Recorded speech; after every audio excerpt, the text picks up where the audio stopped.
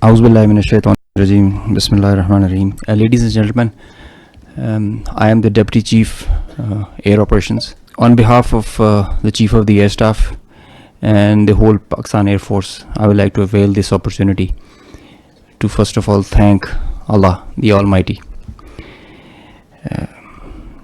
and dedicate this historic face-off to the Pakistani nation for their trust and faith in the armed forces.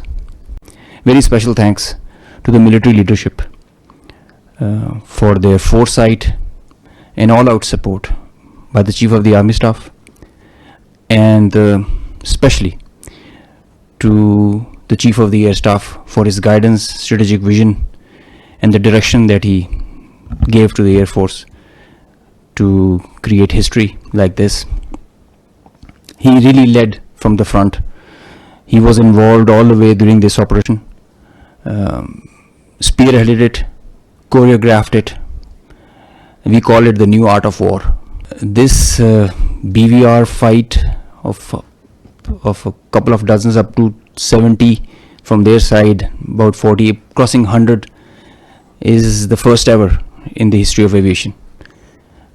It is going to be taught as a textbook case and a study and a reference material in the aerial combat history.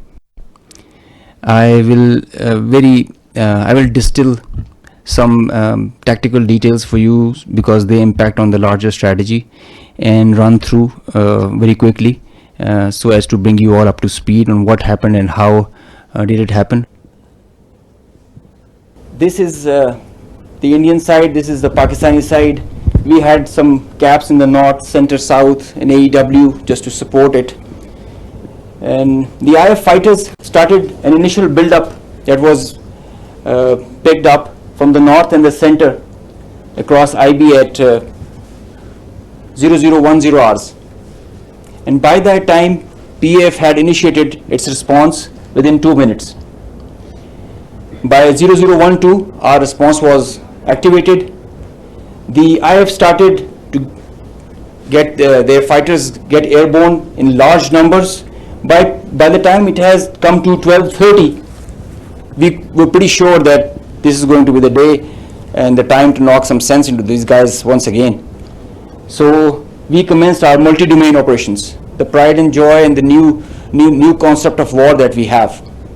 This is the picture that's getting jumbled up. We have huge number of IF fighters that are stacked up in azimuth and vertical all across, and the PF DCA response is in position.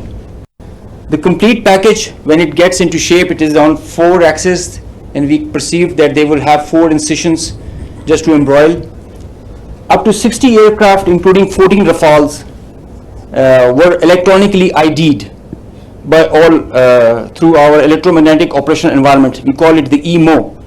So by the time they were in air, we had sorted out and contracted all fighters and accounted for.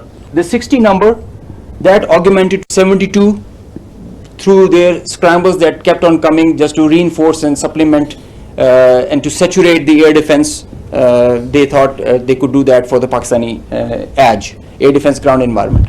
The complete DCA package response by Pakistani side was also there. We had 42 high-tech aircraft on our side, and the strategy was to have force concentration in our selected AOR and fight at our own strength.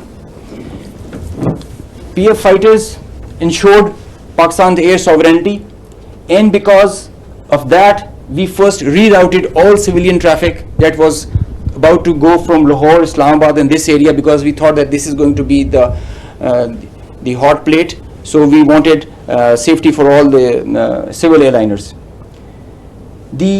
When they had seen this kind of a strong defense on our side, they resorted to launching their air-to-ground weapons while being cis frontier. And as soon as they had launched the weapons, we could ID that instantly. And the Chief of the Air Staff, as I mentioned, he was in the COC. He has been there for a couple of nights. I have seen him there. So when I said that he spearheaded and he led from the front, he really did that. and he changed the contract. We were given the rules of engagement first to deter, and as soon as this thing happened, we changed our rules of the game in the air from deter to assure kill, deny own loss. PF strategy changed. We had a plan. We thought that Indians, the last time they said that they would have Rafales and they could have created any difference.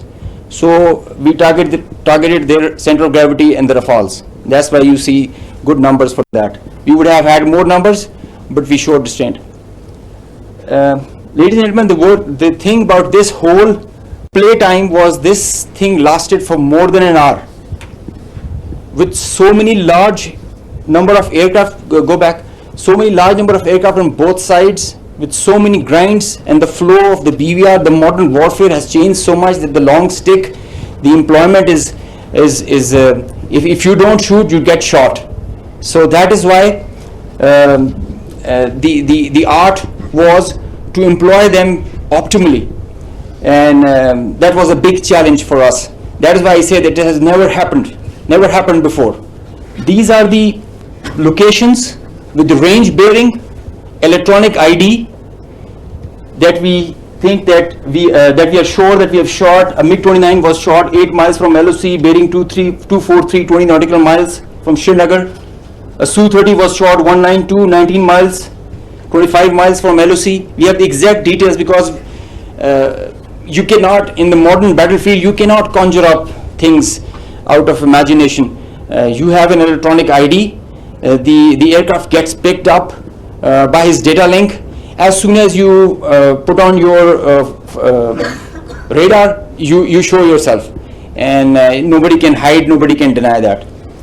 A Rafale was shot 54 miles from LOC in Srinagar. So you can have all these details. We have exact range bearings because and when you employ your weapon, you know exactly when the missile is getting active, when it is getting and the blip is disappearing, which is verified as you get down for the debrief.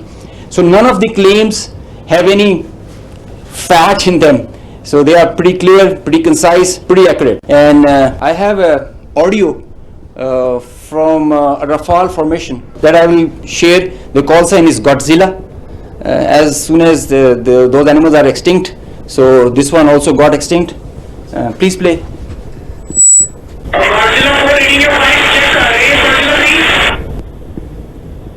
So he's asking whereabouts of his formation member.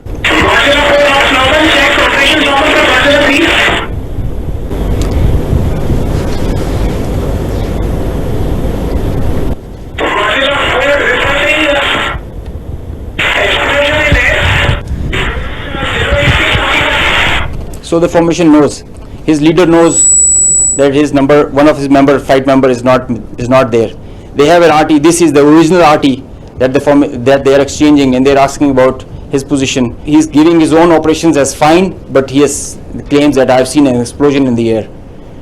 And I will share this detail. This is a long RT that we have. If we can hear one RT of one formation member, we can hear all of them in panic and in distress.